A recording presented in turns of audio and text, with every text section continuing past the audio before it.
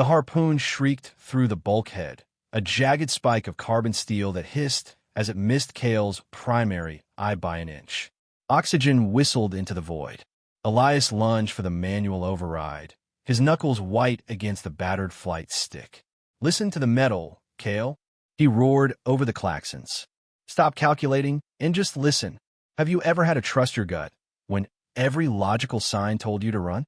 Let us know in the comments before we see where this flight leads." Back into the darkness we go. The copper coin had been spinning on the mess table only 2 hours ago. Back then, the scavenger drone was just a blip on long-range sensors, a minor annoyance in an otherwise routine training run through the belt. Kale watched the coin wobble and fall. Heads. It always seemed to be heads when the commander decided to take the shortcut through the Ort plumes. To Kale, whose people communicated in precise bursts of mathematical data, Elias was an anomaly. The human was old, his skin mapped with the white lines of healed radiation burns and ancient cockpit mishaps. He didn't use the neural link. He didn't even like the haptic gloves. Kale looked down at his own hands, his skin a translucent blue, perfectly steady. The ship's AI, a sleek class, 7 logic core, usually handled the billions of microcalculations required for atmospheric resonance. Digital systems processed debris as vectors and velocities, a predictable grid of physics. But humans, Kale noticed, processed the world through a messy cocktail of sensory input and pattern recognition. They called it instinct. It wasn't the absence of calculation, but rather a subconscious integration of variables too complex for a standard processor to prioritize in real time. Where the AI saw a collision probability of 4%, Elias saw a twitch in the tail of the ship. "You're staring at my hands again, kid," Elias said, not looking up from his coffee. He flicked the copper coin back into the air. "The probability of a successful transit through the plumes is 62%. If we wait for the solar tide, it rises to 89. Computers count the stars, Kale. Humans feel the distance." Elias caught the coin and shoved it into his flight suit pocket. "We aren't waiting. The scavengers in this sector don't wait for the tide, and neither do I." They moved to the cockpit. The ship, a tug-class vessel named the Last Word, groaned as it turned.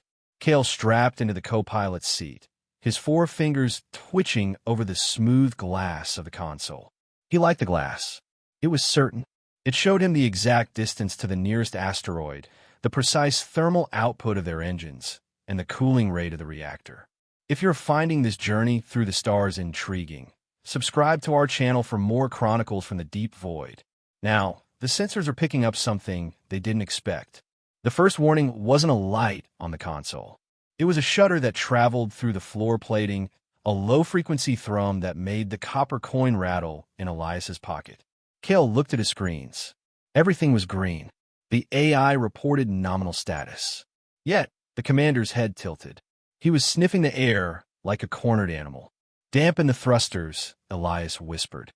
"Sir," Kale asked. "The AI suggests we increase velocity to clear the gravity well of the nearest moonlet." "Do it. Now." Kale obeyed. The silence that followed was heavy. Then, the sensors finally caught up. A scavenger drone, black-painted and cold-running, drifted out from the shadow of a jagged rock. It hadn't been on the long-range sweep. It had been waiting. It fired before Kale could even identify the signature. A sudden jolt sent Kale's head against the headrest. The AI screamed a warning about hull integrity, but the voice cut out into static.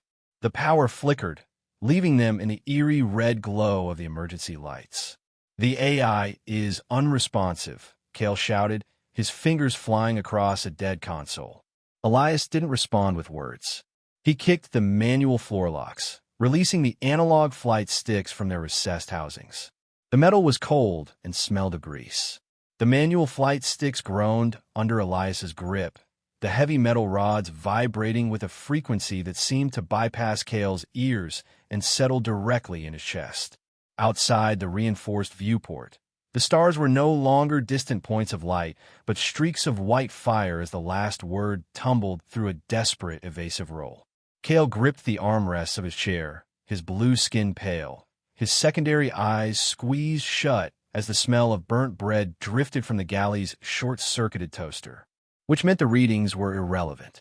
Elias wasn't looking at the dead screens or the blinking red warnings that cluttered the peripheral vision of the cockpit. Instead, his head was cocked to the side, his weathered face pressed almost against the vibrating bulkhead of the ship. He seemed to be counting the thuds of the debris hitting the hull, his fingers dancing over the thruster toggles with a rhythm that defied every maneuver Cale had studied at the academy. To Cale, the chaos was a wall of noise that should have resulted in a total system collapse within seconds. He moved like a dancer. Through the floor plating, a distinct hum began to rise, a mechanical whine that signaled the scavenger drone was locking its primary harpoon system onto their coordinates. Cale tried to scream a warning, but his throat was dry, his mind trapped in a loop of calculating their inevitable trajectory toward the moonlet's jagged surface.